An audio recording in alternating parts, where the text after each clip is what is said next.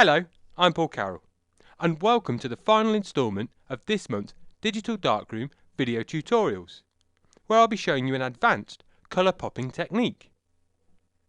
When you're working up such a fun and eye-catching look like a colour pop, it's easy to forget some of the basics of black and white, like making a decent mono conversion and toning.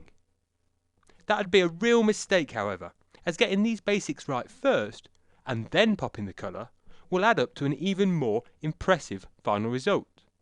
So, in this advanced popping colour tutorial, we'll be revising some of the techniques I've brought to you over the last few months, like making a basic mono conversion first, and then using a levels adjustment to increase the overall contrast in the image, and then using selections and levels to really boost the contrast in the sky, as well as lighten the detail in the rocks. We'll then use the dodge and burn tools to really burn in the top of the sky and the bottom of the sand, just to frame the image a little, as well as lightening the crest of the waves and the clouds, just to give them a little bit more crispness. Only at that stage will we then pop the colour in the girl in the bottom left hand corner. Then we'll apply a really subtle sepia tone just to finish the image off. Start by opening the file beachgirls.jpg off this month's CD. Now, as we're going to be working a lot with layers, you need to make sure that you've got your layers palette open on the screen.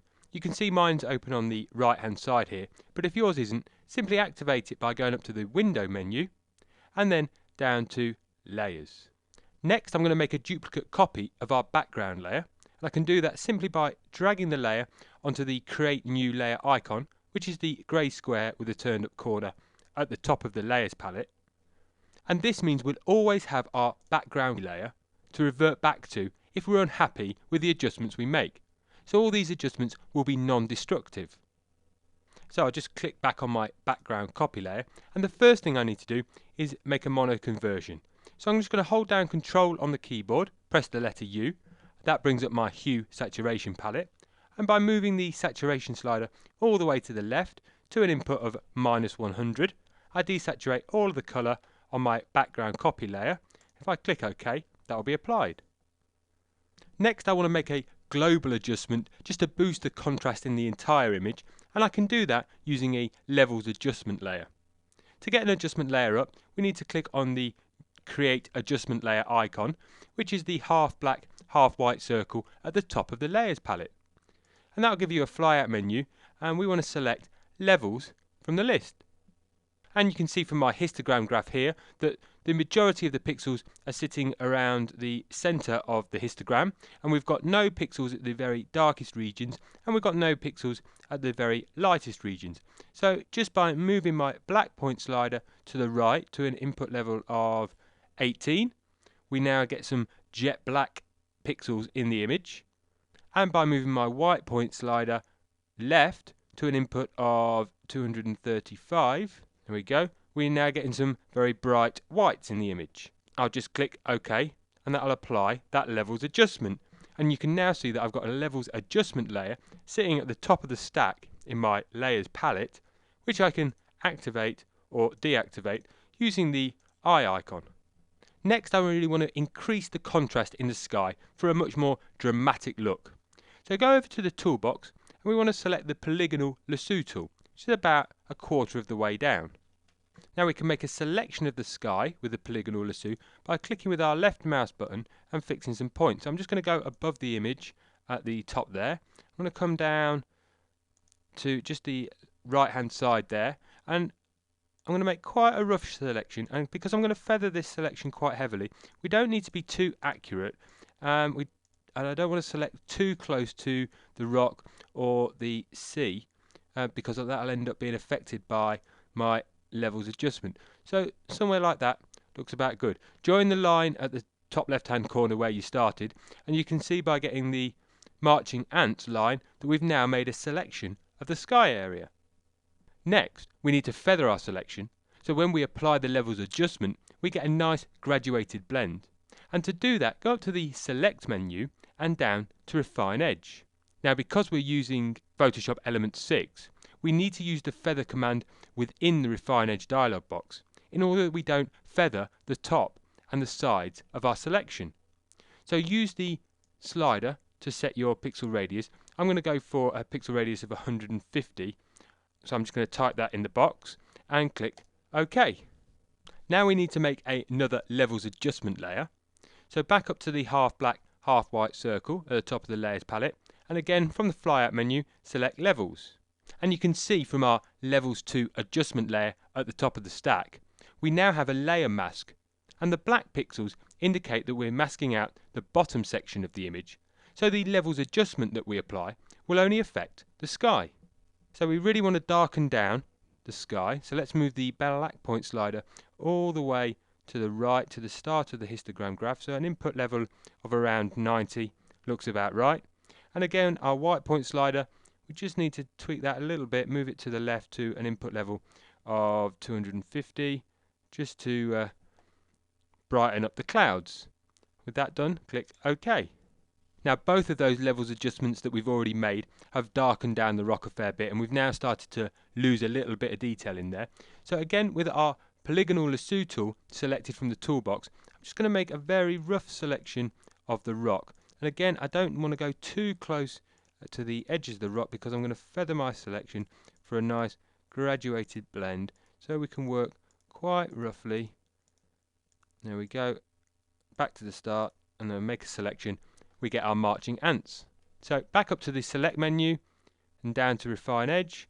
This time feather radius of 150 pixels is going to be too much, so I'm just going to drop that slider to the left and select a pixel radius of around 30 pixels and click OK. And then back to the half black, half white circle to create another levels adjustment layer.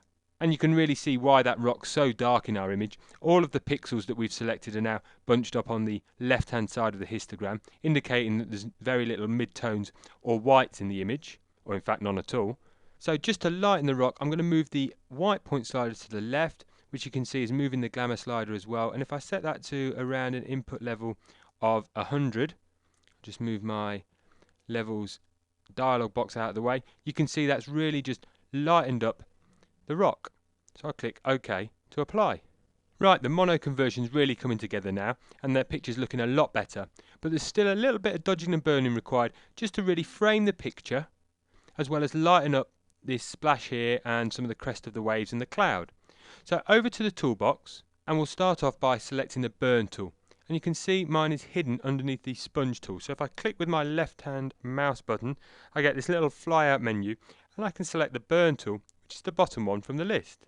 I now need to configure my burn tool brush, so I can do that up here in the options bar. If I click on the downward arrow, I get into my brushes palette, and I'm going to select a large soft edge brush, something like a 300 pixel. Actually that's looking a little bit small, so I'll just increase the brush size using the right hand square brackets key on the keyboard.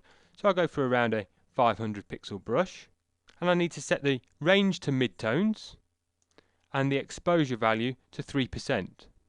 So with my brush all configured, all I need to do now is click back on the background copy layer in my layers palette, and then using my burn tool brush, I can now sweep the brush over the top of the sky and in the corners just to really darken down the top of the picture and the sky and frame the image a little bit at the top.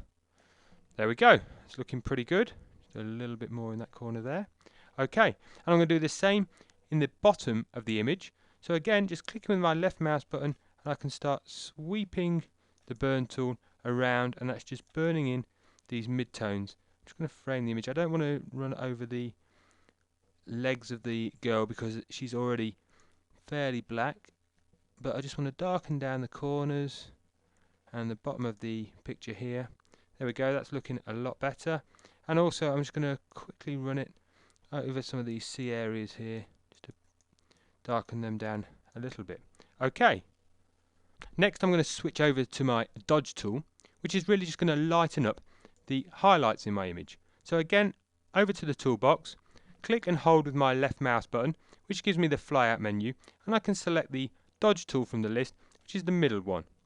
Back up to the options bar at the top, and again enter the brushes palette, and I'm going to select a 300 pixel soft edge brush. This time, because we want to burn in the highlights in the image, we need to set the range to highlights, And again, an exposure value of 50% far too high will end up losing a lot of detail. So I'm just going to drop that slider down to about 3%. And then I can sweep it over the clouds, particularly some of the grayer area in the clouds, and these little wisps of cloud here as well, just to really give them a little bit more definition, and definitely on this big splash here on the right hand side, just to really make that come alive and stand out against the rocks. These crest of the waves here are already looking pretty bright. I think if I ran it over here, I'd be burning them out. Instead, I'm going to concentrate on this area here, because that one was just looking a little bit flat. So you can see that's just really brought it alive, and this wave right down in the foreground, because again that's looking a little bit grey. And then again, just on this section of the sea here, just to bring out those few little bits of highlights and give the sea a bit more definition. Okay, that's looking a lot better. Okay, so now we can turn our attention to popping the colour. The technique's exactly the same as I brought you in part 1, using the eraser tool just to erase through our mono layer and bring through the colour from our background layer beneath. So first, hit Z on the keyboard to select your zoom tool, and I'm just going to zoom in tight on the girl. And going even tighter, around 200% will allow me to work really accurately. And next I need to select my eraser tool, so back over to the toolbox and select the erasers roughly halfway down. And at the moment we've got a hard edged 50 pixel brush, so I'm just going to select a soft edge 45 pixel brush, which looks about the right size, and then I can start erasing over the girl and bringing back the colour from the layer beneath. So again, I can work quite roughly to start off with. I'm just holding down the space bar on the keyboard and using my left mouse button to zoom or to scroll around the picture. There we go. And then I'm just going to use the left hand square bracket key on the keyboard to reduce my brush size, and then I can erase a little bit more accurately around these smaller areas of the girl's arm. Okay, it's going to take me a little bit of time just to finish off this erasing and pop all the colour back into the girl. So I'll see you as soon as I've finished. Okay, nearly finished popping the colour now. Just working on this last little bit, very small brush to work in these intricate areas. In fact, I'm just going to make it even smaller, just to restore the colour to the girl's fingers there, and the last little bit on her thumb and other finger. There we go. Okay, hold down the control key on the keyboard, press the 0, and that zooms us back out to full screen. So as you can see, we're nearly there now. The last thing that we need to do though is just apply some sepia toning, which will really just finish our image off. That's dead easy to do. So again, just make sure we're on our background copy layer, because we don't want to be toning the girl. We want to leave her popped colour finish as is. And then holding down the control key on the keyboard and pressing the letter U, we bring up our hue saturation palette again. And this time we're going to tick the colorize box, which is in the bottom right hand corner of the hue saturation palette, and that applies some toning colour to our background copy layer. I want to go for a nice sepia tone, so I'm going to drop the hue slider to the left to an input level of around 30. The saturation of that toning is far too strong for my taste, however, so I'm just going to drop the saturation slider again to the left just to reduce the saturation, and I'm going to set it to an input level of around 5 for a very subtle tone, but you can see that it makes a real difference. And once you're happy, just click OK. And there we go. We've created a really dramatic mono conversion with a contrasty finish and a nice sepia tone, as well as popping the colour and really giving our image the wow factor. I hope you've enjoyed this and all 3 parts of this month's Digital Darkroom video tutorials. Give them a go using the star images off the CD, and then you can get popping colour and hand tinting on your own images in the future. Okay, cheers!